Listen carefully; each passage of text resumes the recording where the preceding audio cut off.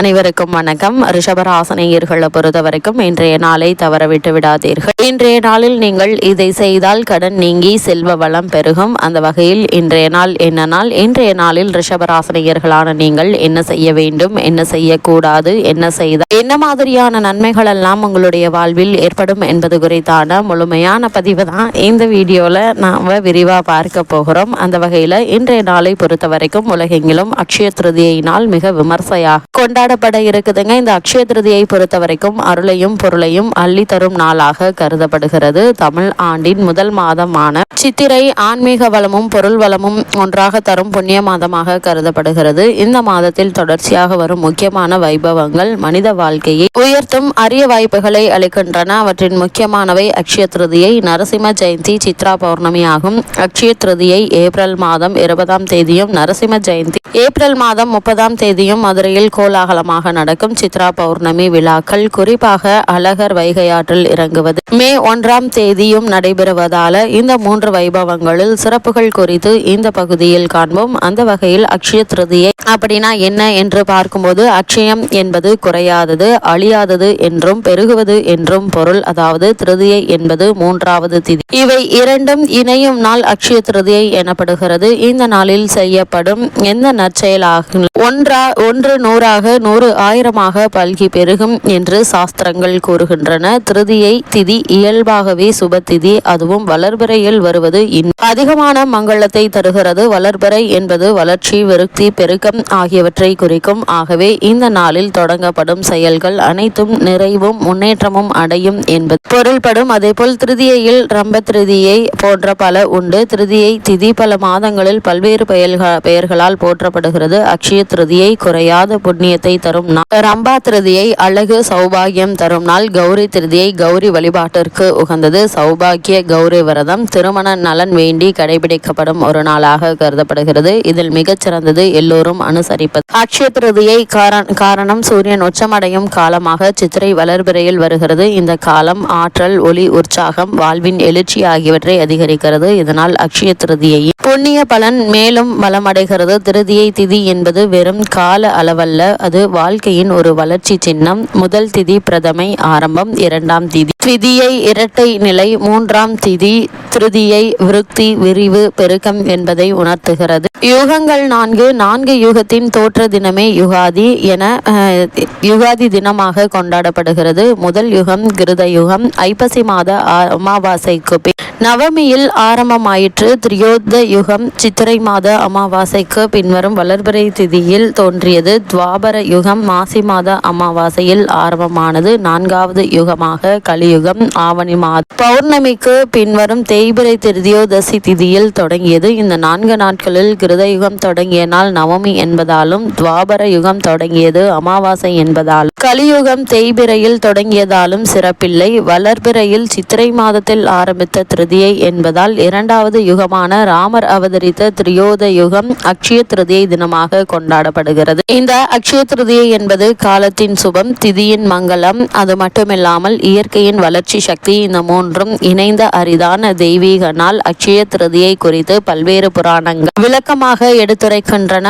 பவிஷ்ய புராணம், விஷ்ணு புராணம் போன்ற புராணங்களில் அக்ஷய திருதியை பற்றி குறிப்புகளும் உள்ளன. திருமணம் போன்ற சகல நிகழ்ச்சிகளும் ஏற்ற நாளாக திருதியை திதி விளங்குகிறது. கல்வி கற்பதற்கும், தொழில் தொடங்குவதற்கும், ஹோமங்கள் போன்ற புண்ணிய காரியங்கள் செய்வதற்கும், வீடு கட்ட ஆரம்பிக்கவும், கிரகப்பிரவேசம் செய்யவும், யாத்திரை மேற்கொள்ளவும் இந்த நாள் ஏற்றது என்று சாஸ்திரங்கள் கூறுகிறது. பாண்டவர்கள் வனவாசம் செய்த காலம். காட்டில் தினமும் அவர்களை சந்திக்க முனிவர்கள், பக்தர்கள், விருந்தினர்கள் வந்தார்கள். அதிதி தேவோ என்ற தர்மத்தை மறக்காத பாண்டவர்கள் யாரையும் பசியோடு அனுப்ப விரும்பவில்லை. ஆனால் உணவு காடு என்பதால் கிடைப்பது அக்குறைவு. இதனால் பெரும் கவலை அடைந்தார்கள். சூரிய பகவானை நோக்கி தவம் செய்தனர். பிரகாசமான ஒளியாக சூரியன் தோன்றினார். தர்மபுத்ரா, உன் மனது தூயது, பிறர் பசியை போக்க நினைக்கும் உன் எண்ணம் எனக்கும் இன்பம் அளிக்கிறது என்று கூறி அவர் ஒரு அதிசய பாத்திரத்தை அளித்தார். அதுதான் அக்ஷய பாத்திரம். இந்த பாத்திரத்தில் உணவு எடுக்கும் வரை எத்தனை பேருக்கு வேண்டுமானாலும் உணவு குறையாமல் கிடைக்கும். ஆனால் அவள் சாப்பிட்ட பிறகு